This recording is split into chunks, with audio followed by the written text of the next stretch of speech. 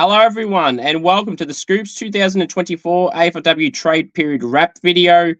I'm going to go through club by club and give each club a grading out of 10. Now, I've compiled a list of my notes that I've written down every club's ins and outs. Now, so-called experts and journalists online haven't done any of that, but I love what I do. I do it for free. I do it because I love it, not because I get paid. And I compiled a list. Took me a fair while to get it done. I've gone through each club's ins and outs. It's online as well on my Facebook and Instagram pages, so please go and check that out if you haven't already. It was up last night. And also, I put a lot of detail and effort into mine.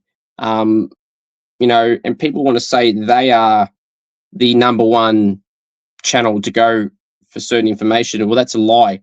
I'm the one you come to for all AFLW information and AFL for that matter. We're focusing on AFLW at the moment, and I'm going to give each club a grading out of 10. And yeah, let's get right into it. So how I'll do it is I'll go in alphabetical order as per usual. So before we start that, please subscribe if you haven't already. Turn on the bell for all notifications. Please share this video around. The draft is on Monday night. I will have a draft video out very shortly as well, before Monday night. And then obviously have a draft recap video either that night or the day after. So keep an eye out for that. All right. Smash the like button as well. We'll greatly appreciate it. Right. So how I'll do this, I'll basically say each player that left the club and have currently joined the club. And then I'll tell you how many draft pick selections they have available. So how it'll work, for example, if a club has 10 draft picks on their list, because it goes up to like 130, but those picks always go back, right? And once there's bids, some picks get chewed up, and when clubs start to pass, obviously there's not 130 selections, they're not being probably around 60, maybe even less. So when you hear some numbers that are in the 70s and 80s, you're like, oh, they won't have that many selection scoops. I'm aware of that. But as of right now, that's how they stand. So how, for example, I'll do this, when I mention the draft picks, if I say 4 selections, you're like, no, we got this pick and this pick as well. Or no, you don't have that many list spots to keep going up the draft pick order. So, for example, if your club has 4 list spots, I'll only be mentioning your first 4 draft picks. There's no live trading like the men's draft. So that's how it'll work. So you'll get the gist of what I'm talking about once I go through every club. So let's start off with the Adelaide Crows, their ins and outs. Now, they brought in Irish player Kaylee Cronin. Now, I want to stress enough too that these Irish players / rookies do not count to the Irish ones don't count to the overall ins and outs column. So they're like an add-on. They're like a Category B rookie, if you want to compare it to how the men's do it. So they're not included. It's not been addressed publicly, so I'm not 1,000% confident. But some players like Matilda Banfield from Freo has been classed as a rookie. She's a 19-year-old hockey player. So I'm not sure what a rookie fits into, whether they fit onto the current list number or they're outside it. So for some clubs, I put a question mark because there's some players in similar positions like that. But for the Crows, they brought in Kaylee Cronin from Ireland, Hannah Ewings from Port Adelaide, Grace Kelly from the Saints. Out went Najwa Allen, Taylor Levy, and Denny Van Hagen retired. So the Crows will have 4 list spots available. Those picks will be pick 12, 43, 70, and 88. Like I said, that 70 and 88 will be far closer when clubs start to pass. And obviously, each club have different selections and different amounts. So there won't even be 88 selections. So just call your Jets. 88 might end up being like 55 or something. So just relax. Now, in the trades they did, the Najwa Allen one when she went to Hawthorn, that trade, was a bit interesting. They lost picks in between 12 and 43. Taylor Levy, 39, was involved in that trade with GWS as well. They didn't do great. Some question marks there. Hannah Ewings went for pick 39, which is about right. Grace Kelly coming in for essentially a pick in the 40s or 50s, was pretty good, if you ask me. Really good. But the Levy Allen trade wasn't great from them. So the Crows trade period, I give them a 5 out of 10. Bringing in Grace Kelly was really good, but everyone else they lost or brought in, the picks were a bit interesting. They probably gave up a lot more than they should have, or in the case of losing Allen and Levy, they didn't get enough in that they should have got. So the Crows are 5 out of 10, and that's maybe being generous. The Brisbane Lions, they've had a few players depart and retire.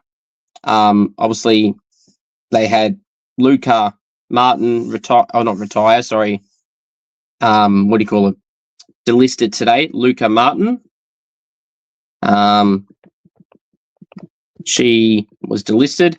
Jade Pagelli retired as well. So they've had an additional retiree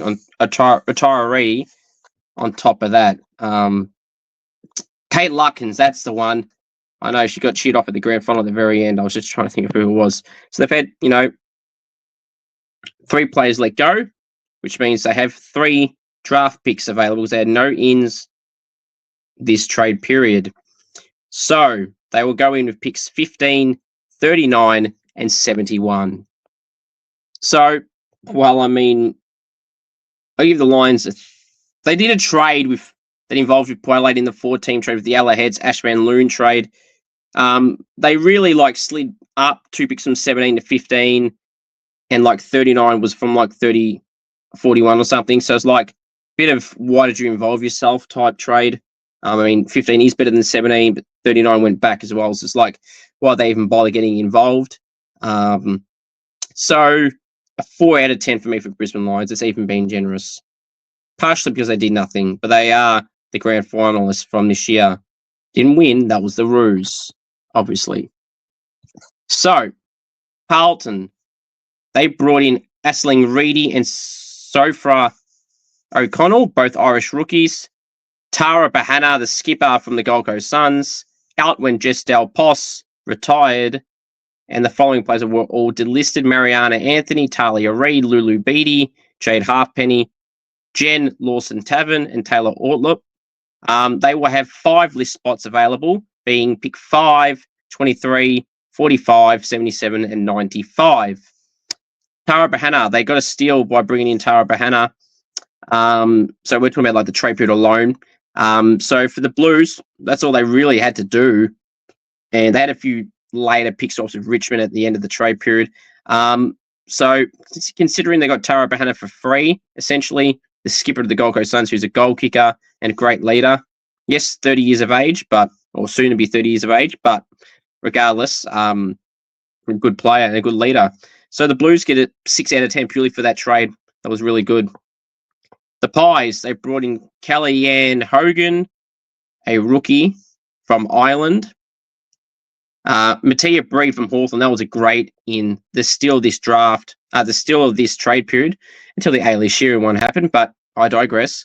Mattia Breed, great in. Ailey Runnels from the Dockers.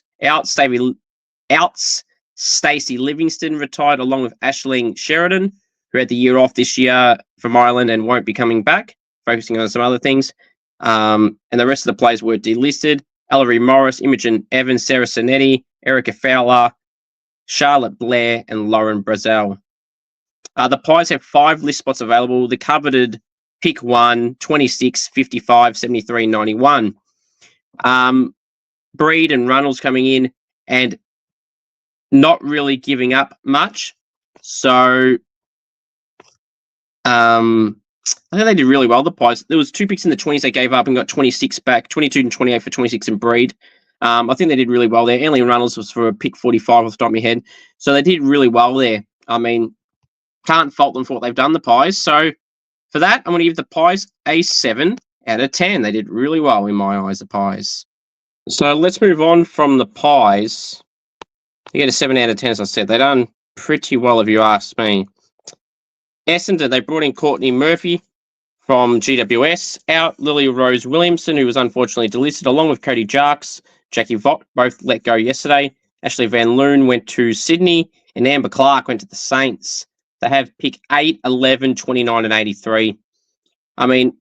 Question marks on why they brought in Courtney Murphy. Amber Clark is a loss, but they got pick 8 out of it, which I think is a win for Essendon in a way. Absolutely a win for them, and a win to a degree for St Kilda, because she was contracted. But Essendon will be delighted getting pick 8 for Amber Clark, a small forward who is very good, but pick 8 is pick 8. Courtney Murphy, I don't see the point. I know they need a backup ruck, but there were some far better options they could have picked from, and they decided not to. So overall, I feel like they did well with Amber Clark pick 8 in, but everything else, they didn't do too well. Like in the Ash Van Loon trade, they didn't really do well, getting a pick in the mid-30s as well. So I don't think they really did well in that trade. They didn't really address any needs that they do need. So, I mean, their draft hand is really good, but we're grading on both their picks they brought in and the players and everything like that. They didn't get to bring in Emily Essier, who they may still get in the draft. Who'll be let go by Richmond most likely, which is confusing if you ask me with Richmond. But Essendon, I'm giving them a 5 out of 10. It was going to be lower, but because they got pick 8 for Amber Clark, it's kept them at halfway. Fremantle, Matilda Banfield, a rookie, came in. Bella Smith from Sydney, out when Michaela Morrison retired. And the rest were either delisted or traded out. Serena Gibbs, Talia Mulder, Tara Stribley, Michaela Taha Karina. Hayley Runnels was traded to the Pies. Ariana Hetherington to the Roos. They go in with 6 list spots, 13, 34, 38, 51, 67, and 85. Freo Bella Smith replaces Hetherington. Runnels goes out of this team for 45 or so, which was then again traded out in the end for Freo. But, you know, they didn't really do much. They delisted a lot of players, let a few go, and just brought in Bella Smith essentially. So I'm going to give them a 4 out of 10. They didn't really address anything at all. But pick 13 is their best draft pick, and then picks in the 30s and 50s. So I feel like they could have done a lot better, the Dockers. They got Bella Smith, but they lost Hetherington, which doesn't make sense. They've essentially swapped each other. And for Runnels, they haven't picked up anyone to replace her through the trade period. So a 4 out of 10 for me for the Dockers. For Geelong, they brought in Katie Tipping, a rookie. Out Anna Rose Kennedy from Ireland, who will have the year off. So as of right now, Brooke Plummer was let go, as was Abby McDonald and Lily Pearce. Darcy Maloney was traded out to the Swans. Picks 9, 37, 63, and 81. They have 4 list spots available. Geelong, well, they didn't really do anything, did they? They had the Darcy Maloney trade, which I think they did okay out of. Then they did some other work that they were going to do with West Coast involved in the Taylor Harris trade that didn't happen. She's staying in Melbourne now, by the way. But yeah, I mean, a bit of nothing really. So the Darcy Maloney trade, I feel like they could have done a little bit better than they did. They didn't do bad, but they didn't do great. Darcy Maloney is a good player and a big loss for the Cats. I'm going to give them a 4 out of 10 as well. Gold Coast, that let go of pick 2. Just want to let you all know that they brought in Lily Mithen, Havana Harris. They'll bring in an Academy star who will go like pick 1, 2, or 3 with the bid. The rules for bidding, you have to have, if a bid came at, say, pick 1, you have to have a pick within 18 selections of pick 1, so 19 or lower, to be able to match. So they got pick 19 Gold Coast, which is their first pick. So that's why they did it in a way, because that pick will get chewed up if the bid was before pick 2. Doesn't make sense overall, but if you think about it properly, it does make sense. It's more what you get out of it. And they got pick 19 out of it in the 6th club trade. They brought in Lily Mithen, who's a star from the Demons, the inaugural Demon, 26-year-old midfielder who was playing more forward this year, a great inclusion, and will have leadership qualities from her to the Gold Coast Suns, who lost their captain, Tara Bahana. Not saying she'll be captain, but she'll be in that leadership group, I'm sure. Delisted, Jordan Membry, Ashanti Bush, Vivian Sard, Alana G, which I can't believe that, Cara McCrasson, Lauren McConville, and Tara Bahana was traded to Carlton. They're going with 6 list spots, 19, 27, 30, 41, 74, and 92. Hetherington, Salisbury, and Harris will be 3 Academy players that will come in, and there's potentially 3 other players. Remember, clubs don't have to use all these vacant list spots. They can leave spots open and get pre-season signing supplementary period selections, or as they call it, injury replacement players, or if you've got vacant list spots open. For the Suns, it might sound stupid, but I'm giving them a 5 out of 10. They didn't really lose anyone bar Tara Bahana. But actually, no, going back, if I said a great trade cancels out with a dumb one, with the Tara Bahana trade was stupid from Gold Coast's side. They really stuffed that up. A leader they let go for nothing, makes 0 sense whatsoever. I want to hear an explanation from Gold Coast. I would love to hear it firsthand. But if not firsthand to me, I would love to hear them make a statement why they did that. The truth, too. Lily Mithen coming in is great, and I understand they were picked 2 because of the bidding system and how that works. And they did all right out of that trade, but the Tara Bahana one, they let their captain go for free, which makes 0 sense. So 5 out of 10. GWS, they brought in Grace Koss, a Irish player. Taylor Levy from the Crows, Eleanor Brown from the Bulldogs, out went Jazz Grierson, who's now signed with Sydney as a delisted free agent. Anise Bradfield retired, Caitlin Miller, Gemma Ramsdale, both delisted. Courtney Murphy traded to Essendon, and Nicole Barr traded to the Saints. They have 3 list spots available. 3, 21 and 52 are their draft picks. GWS, a bit of nothing. Didn't do bad. Didn't do great. They did do well, though, bringing in Levy and Brown for essentially pick 39, which is really good. So for the Giants, I'm just going to give them a 5 out of 10. Nothing bad, nothing great. Hawthorn, they brought in Keely Coyne, the ex-Dog, as a delisted free agent. Najra Allen from Adelaide in a trade. Lost Charlotte Bascaran to the Saints. Mattia Breed to Collingwood. Louise Stevenson to the Dogs. And they let go Bridget Deed and Casey Dumont. They go into 4 list spots. Well, definitely 3, potentially 4. It's a bit hard to tell with them. It depends here. They They get 14, 22, 28, and 44, potentially. 44 is a maybe, but they got the other 3. So they got a good draft hand. Not amazing, but it's pretty solid, actually, if you think about it. But Bascaran, Mattia Breed, and Louise Stevenson, that's 3 big outs. I don't care how they were played. Mattia Breed played every week. Charlotte Bascaran's a young star, and they played only 5 games this year. She's only 21. Played all games available in the first 2 seasons. Wasn't injured, just wasn't picked. Small speedster as well. The Saints have targeted speed with her and Amber Clark, which is shortly. And Louise Stevenson was actually really good this year as a forward. Played as a key defender. The Dogs see her to play as a forward as well, and if need be, down back as a key defender. But they'll support the Dogs in the forward line more than the back line with their limited forward line tall options. So for the Hawks, this is going to sound harsh, but they got a decent draft hand. They stuffed up bringing in Taylor Harris, who's now staying in Melbourne, all because they wouldn't give up 14. They could have looked at sliding with 22 and see if Melbourne would buy, and if they didn't, then you walk away. So they failed the trade period, the Hawks. I'm giving them a 3 out of 10. Now you can say, oh, well, they got a good draft hand. Yeah. They lost Breed, Bascaran, and Stevenson. Mattia Breed is a good player. She played every game. You got Emily Bates, Eliza West, and Jazz Fleming in that midfield crew.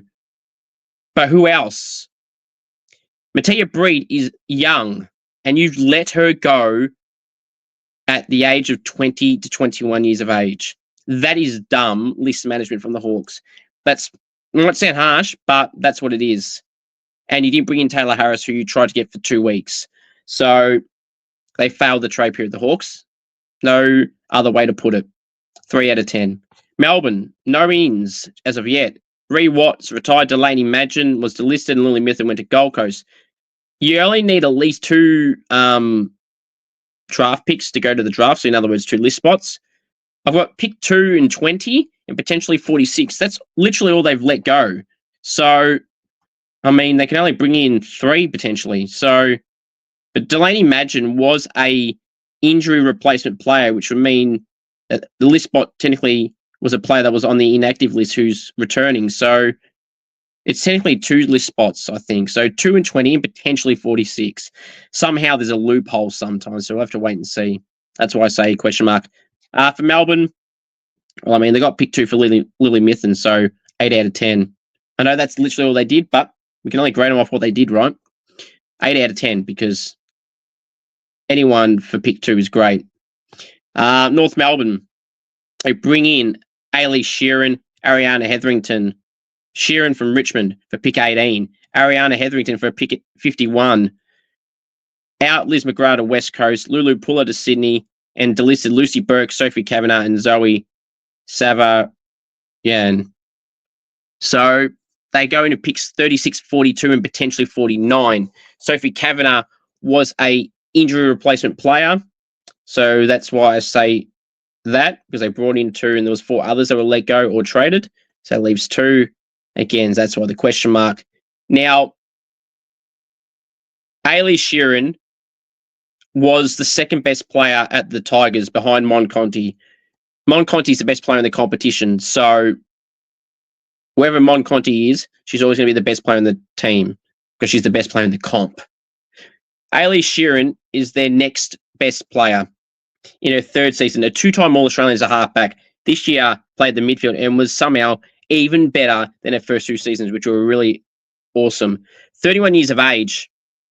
North Melbourne are going back-to-back at this rate. Ailey Sheeran for pick 18, who I could argue is worth a pick in the top 10. Amber Clark went for pick 8, so Ailey Sheeran can go for around that too.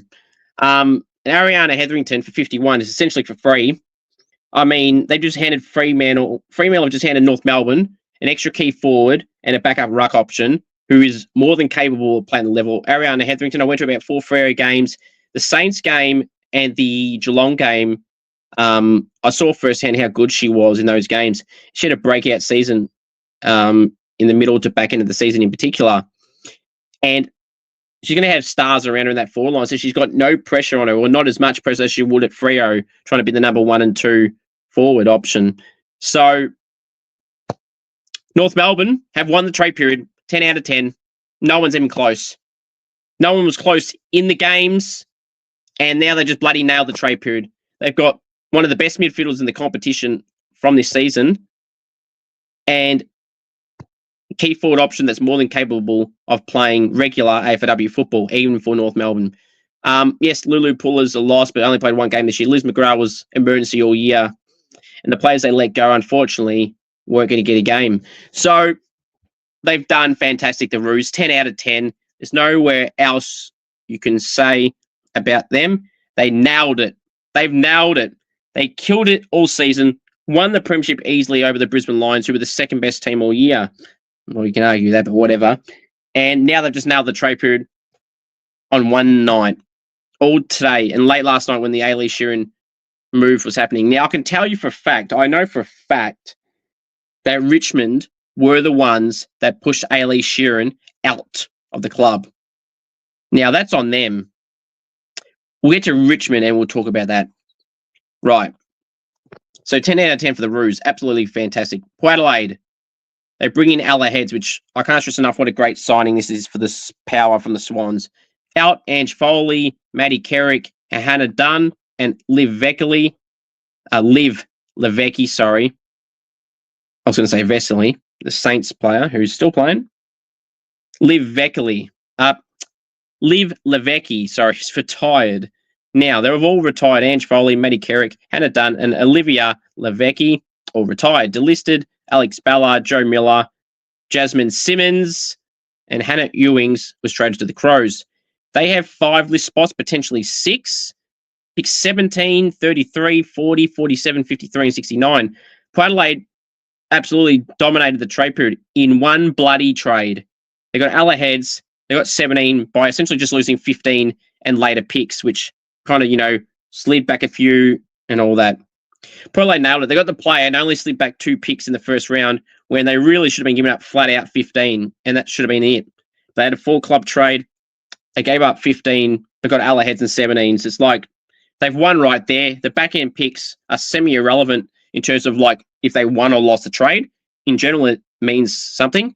But from whether they won the trade, they've already won it. And they nailed it. The power are also getting a 10 out of 10. So, I say that, North Melbourne, miles above. But Port Adelaide, 10 out of 10. Did really well. Again, the Port Adelaide AFLW side, again, nail the trade period. Will they nail the draft period yet again? We pick 17 and 33 and 40 in a national draft. Who will they get? Richmond, they bring in Montana Berylson, which I love the move on Montana Berylson from the Swans. They lose Imogen Brown to the Swans, Ailey Sheeran to North Melbourne, Tamara Luke retired, who was an injury replacement player on the verge of the season.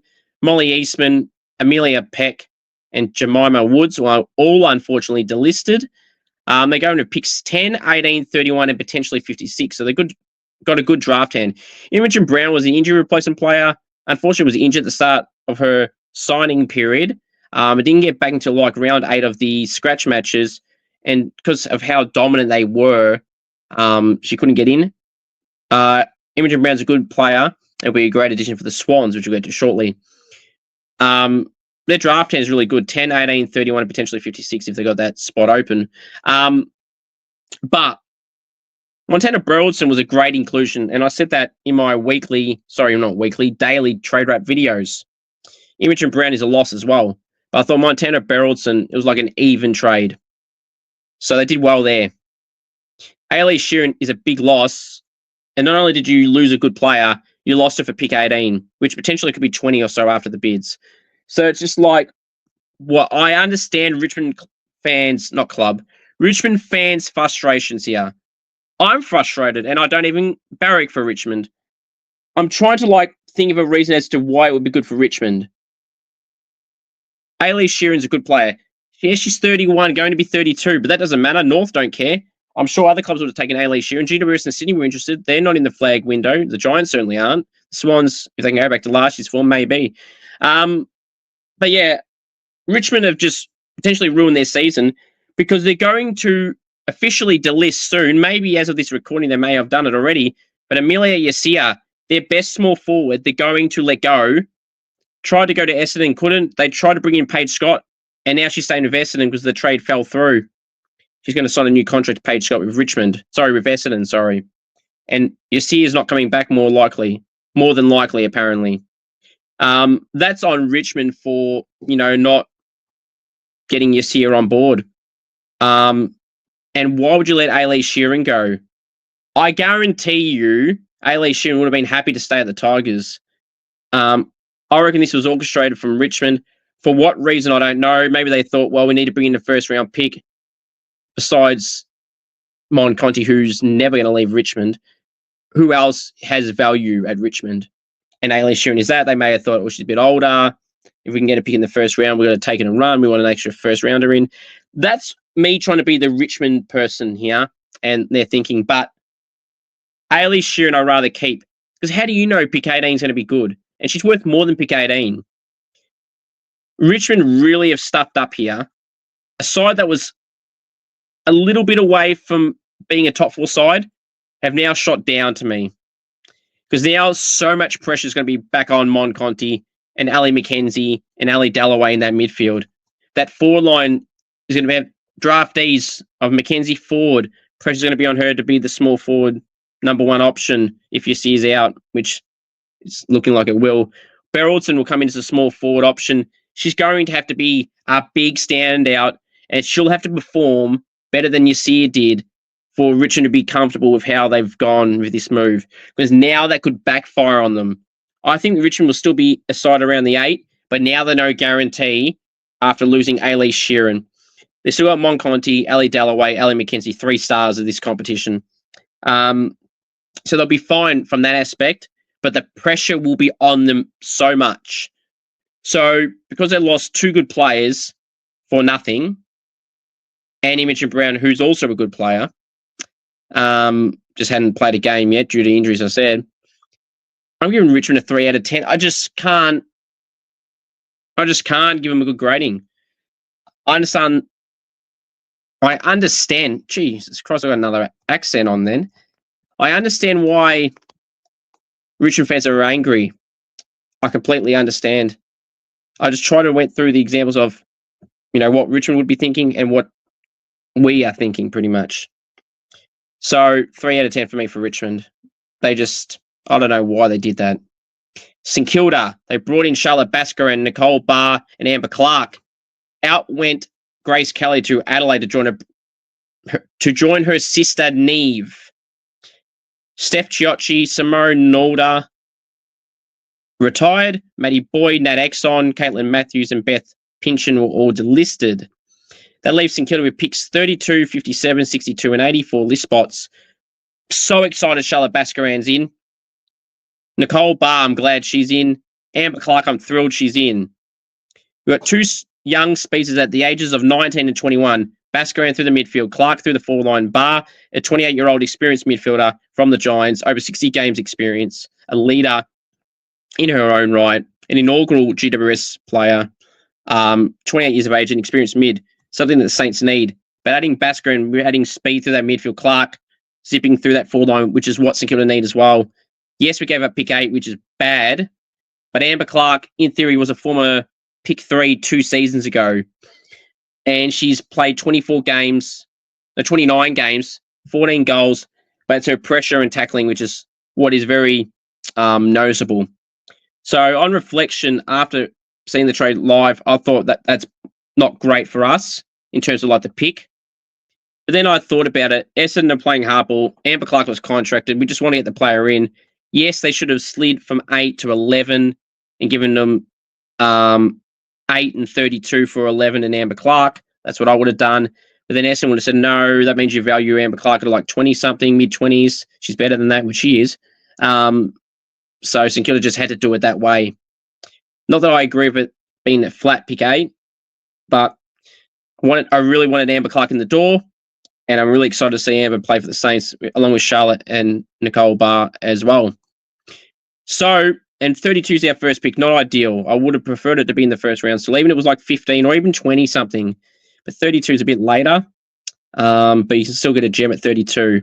And then 57, 62, and 80 will probably end up being picks in the early 50s, potentially late 40s. So for the Saints, I've given them a 8 out of 10. I was going to say 7, 8 out of 10. Just because you gave up pick 8. Just because you gave up pick 8. Otherwise, I would have said it was a really good, insane trade period. 8 out of 10 for the Saints. Sydney, they brought in Darcy Maloney, Imogen Brown, Ashley Van Loon, Lulu Puller, and Jasmine Grierson, 6 players. Out went Brooke Lockland and Alana Woodward retired. Hayley Bullis also retired. Delisted Paige Shepherd, Lisa Steen, a surprise. Lauren Seghetti, Eliza Vale, Amy Whelan. Bella Smith went to the Dockers. Montana Beraldson went to the Tigers. And Ella Hez went to Port Adelaide. They got pick 4, 58, 76, 94, and 112. They have 6 list spots available, but only 5 draft selections. So I don't know how that's going to work. I'm assuming if that's the case, that, and this is how it was written or how it was explained, that they'll have a list spot in the preseason to automatically sign someone then because they don't have the draft pick slots, and you can't trade on draft night in the AFLW yet. In a few years' time, I reckon it will be in, maybe even next year. But I love the inclusion of Darcy Maloney and Imogen Brown in particular. Lulu Puller can be a handy player. Jez Grierson has played over 60 games, 61 games to be exact for the Giants. Well, not just for the Giants, but in her AFLW career, play off the halfback. Lulu Puller can play halfback and wing, and she's shown that in 2023. Ashley Van Loon shown this year she can play good as a taller defender option. Imogen Brown is a tall intercept defender as well, who can push through the midfield. And Darcy Maloney can play on the wing and half forward and has got speed with her, and she's very young as well. So I like a lot of the inclusions in your brain. They're not like massive names to some people, but very important acquisitions. Bella Smith and Beraldson weren't best 22 players in their eyes regularly. I thought Beraldson was, but confusing. Ella Heads is a massive loss. They've still got pick 4. They lost the pick in the teens as well after getting it in originally with Darcy Maloney. I think it was in 22 or something, or 19, whatever, around that. Not 19, but around that mark. So it's a hard one to grade the Swans. Like, they brought in some very handy players, but they lost Ella Heads, who's a massive loss. They got pick 4, but then nothing until pick 58. So they lost every pick in between for all those ins, essentially, which I think all those players are worth the picks that they lost to a degree. So I'm going to give the Swans a 7 out of 10. Actually, no, 6 out of 10. Ella Heads is a massive loss.